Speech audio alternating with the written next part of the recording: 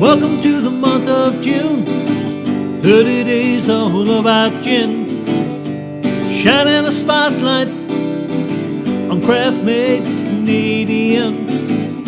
Fun facts and proper tastings, live cocktails Friday afternoons. Discover 14 different brands and be influenced by me. Song for a roll. That's right, I'm a song for a roll. Well, hello everyone, and welcome to the 10th day of June, my 30-day salute to gin during the month of June. Now I'm continuing my quest to shine a spotlight on Canadian craft gin. Yes, we do indeed have some fantastic distillers up here in the Great White North who are producing creative, innovative, out-of-the-box, and 100% top-notch gin.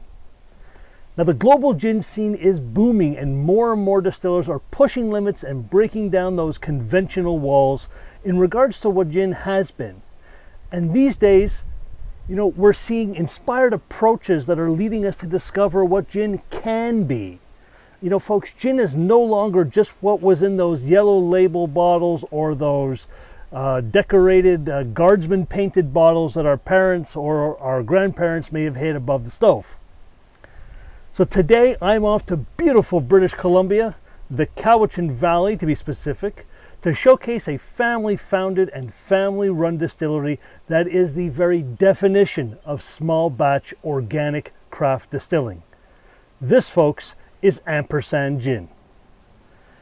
Now when we hear the term craft, most of us usually think small team, small batch, and high quality. And as you'll soon learn, all three of these boxes are indeed checked with Ampersand. The distillery idea initially came about from husband and wife co-founders Jeremy and Jessica's love for craft cocktails. Now Jeremy's parents, and also co-founders, Stephen and Ramona, they had been longtime entrepreneurs with a passion for organic farming, which would all both play into the distillery. And it would lead to that distillery opening its doors way back in 2014. Oh, and I forgot to mention, but it's important. Jeremy and Stephen, the father and son duo, they also happen to be engineers by trade, with Stephen, the father, also being an inventor and an artisan. Now, that's all important because all of these aspects rolled into creating Ampersand Distillery, which would incorporate fresh organic botanicals into its recipe, and it would be made via one-of-a-kind homemade stills. Yes, that's right, folks.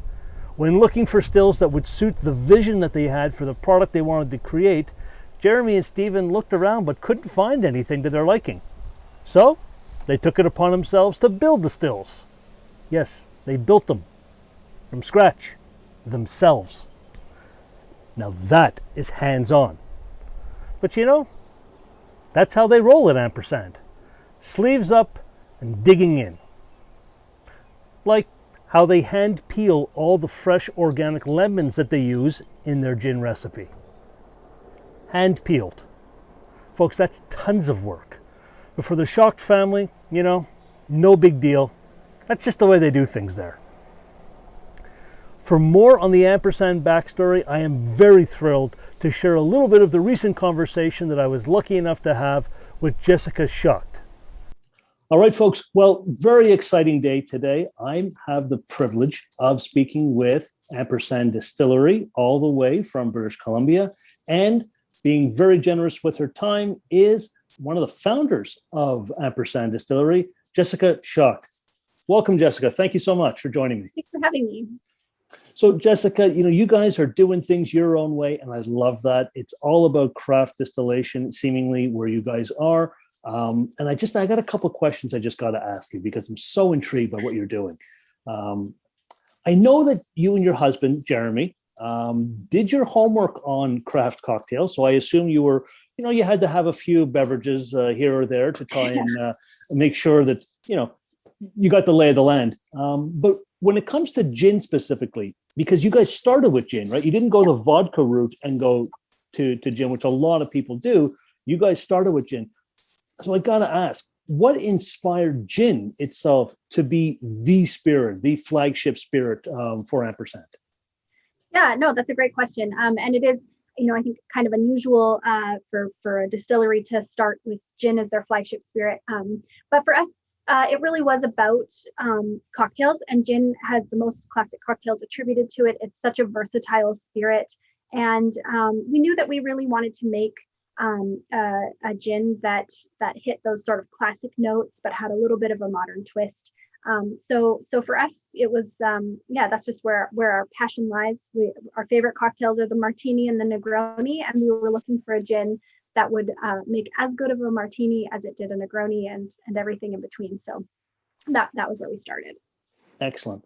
Now, follow-up question to that: what was missing? What did you feel was missing in the BC or the Canadian gin market that then said, okay, we want to do this, we want to go old school cocktails, because there is a lot out there, and respectfully, everyone's doing things their own way and doing things a little differently. But, what did you say? Okay, here's what we're going to do that's going to be a little bit different.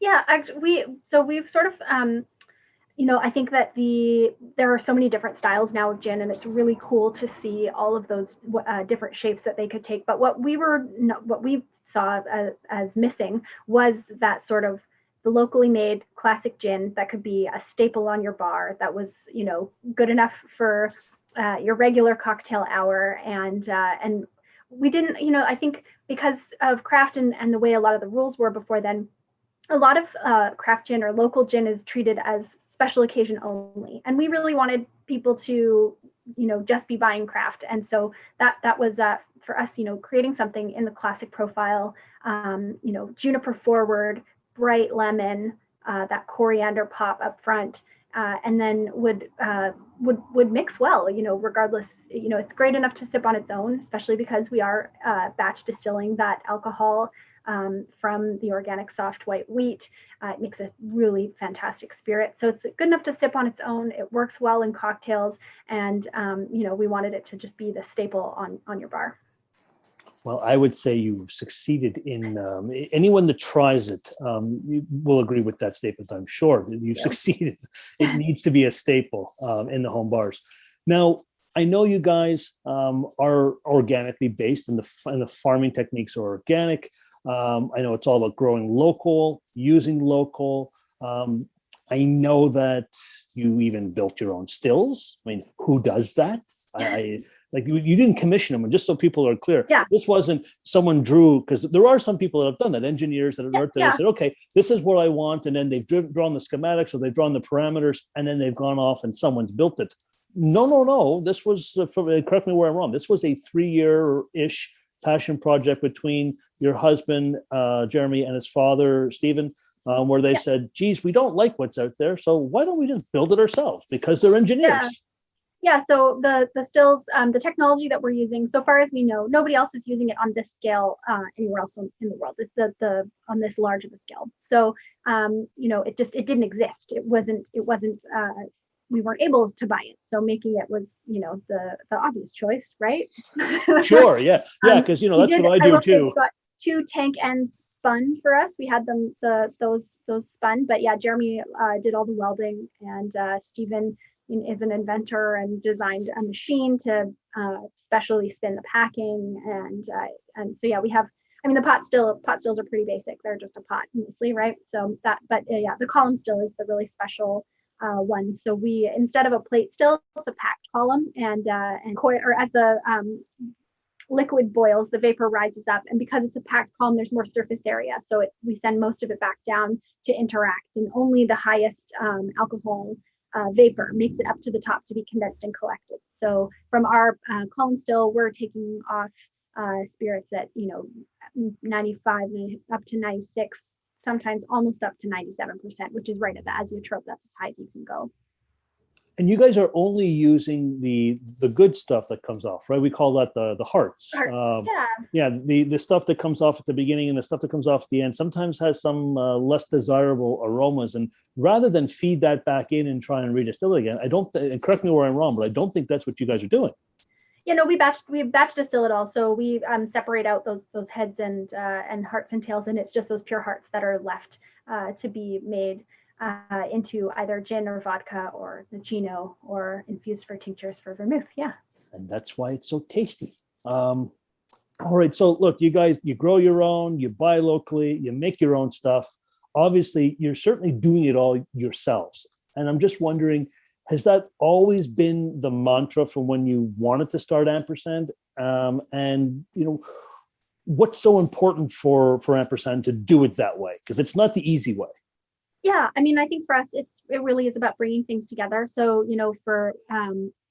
we do work with some really fantastic suppliers for our wild harvested or organic botanicals. We work with and it's about bringing things together. So the farmers that we get who take the spent grain, the farmers that grow the grain that we use to make the spirits, being able to make these connections and even the connection of it being a family business, the connection of when you get that bottle and you make that cocktail to share with someone. I think these ideas of bringing together great ingredients, bringing together the technology, really bringing together the art and the science, that's really at the heart of it. So whether we're doing it ourselves because we can, because we love to, because we have to, or whether we get to work with incredible farmers on either end of that distillation, keeping that grain in the food chain, keeping the community connections, and getting really great ingredients to make really great spirits. That's what it's all about. So but you could, and it would work, and it would be awesome. Wow, how great is all that? You can easily see and feel the passion in how Jessica talks about Ampersand. I'm truly fascinated by what they're doing with a relatively small bit of land. I mean, their distillery sits on 5 acres. Same size plot of land that Sam Farrell and my executive producer and our fur friends call home. But while over here, we enjoy sipping quality made Canada gin, the dedicated Schacht family, those folks, well, they're hard at work maintaining an organic farm and turning out multi-award winning gin on their 5 acres. Okay, so speaking of sipping, it's now time to dive into the gin and see what's going on in my glass. Now, in order to properly calibrate our nose, we're going to bring this glass up 3 times. Then we're going to take a big sniff. 1, 2, 3. Wow, so soft. There's misty juniper that appears right away, followed by some fresh bright lemon, a little lemongrass, and then there's developing notes of dried hay, violet floral notes, ginger, savory thyme, and along with some slightly wet earth and a little eucalyptus. That's an extremely clean nose. There's no stark alcohol notes popping out. Very well balanced. Alrighty, now we taste.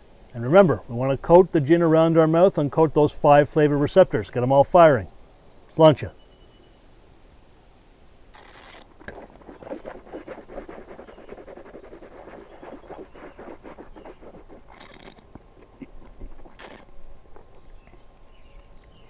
Again, soft, a little creamy, very clean. The juniper and its pine tones are there right away, but while they stand out, they're also pretty mellow. Kind of fresh pine tree-esque on the palate. That fresh lemony citrus plays off the juniper very well and now allows for savory notes to come through, and then some floral is starting to shine through. I'm getting a little fresh celery with some herbs. Bright, there's some bright hoppiness coming through now. And then there's a little slight underlying bit of earthy notes and some spicy flavors, but nothing too bold. The bright flavors, they're enveloped in a warm and silky mouthfeel, along with a bit of a slight mineral tone. Folks, there's a lot going on in the glass, and it is all very well balanced. It's also well timed and, in my opinion, extremely well tasting. The locally grown and cultivated BC winter wheat that they use as their base distillate, that provides for an eloquent mouthfeel and also gives just a hint of sweetness, even though this is a dry style gin. I'm assuming that the minerality that I'm tasting, that it probably comes from the estate water being pumped out of their artesian spring well. Another amazing feature for Ampersand. Overall, not bold, but not delicate either, right? There's a lot going on there. It's very classic and very classy. Quite the gem in my opinion. Just delicious and a good reflection of the namesake, right? The ampersand symbol, kind of what it's based on, right? That's what we, that whole big and sign, the ampersand symbol. That's believed to express a closer collaboration than just using the word and. And since the Schacht family is committed to bringing things together, such as engineering, art, organic farming, and honesty, I think that the name Ampersand is a perfect fit. Okay, so for all my British Columbia and traveling Albertan friends and family that are out there, and yes, sorry folks, Ampersand is indeed only available in British Columbia for now. So you may be wondering, how can you introduce this beautiful spirit to your palate? Well, let's let Jessica tell us. Our spirits are available in private liquor stores across the province, as well as available online at ampersanddistilling.com. And if you're in Duncan, we would love it if you would come and visit us at the Duncan Farmers Market every Saturday. And keep your eyes tuned. We will be eventually hosting open hours again to come and tour and taste at the distillery. Great stuff. Want to know what's even better, folks? Their 750 milliliter bottle is only $40 Canadian. Are you kidding me, Schacht family? Right? $40 for the balance, complexity, structure, freshness, and joy that this bottle exudes? $40? Bargain. Bargain. BC folks, I'm telling you right now, this is a must for your home bar. Cousin Maggie, Trudeau family, this is the winner. For the Veaches and the Whites in New Westminster, Jacks in New Westminster, they've got it. Go get it. Thank me later. Speaking of thank yous, I do sincerely want to thank Jessica Schacht for generously spending time with me via Zoom and for sharing some insights into Ampersand Gin. Very much appreciated. So folks, that's a wrap for today. Thank you all for tuning in. Don't forget, tomorrow, Friday, the 11th day of June, I will be live on Instagram playing bartender and making 4 cocktails using the gins that I've tasted this week. And also, when sharing my posts, please don't forget, keep using the hashtag #SipWithSomForAll. I need your help in shattering these preconceived notions on gin that are out there.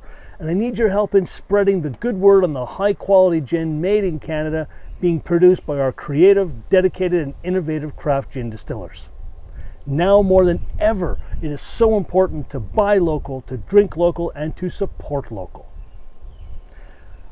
Until next time, my friends, stay safe, be well, and cheers from Som for All.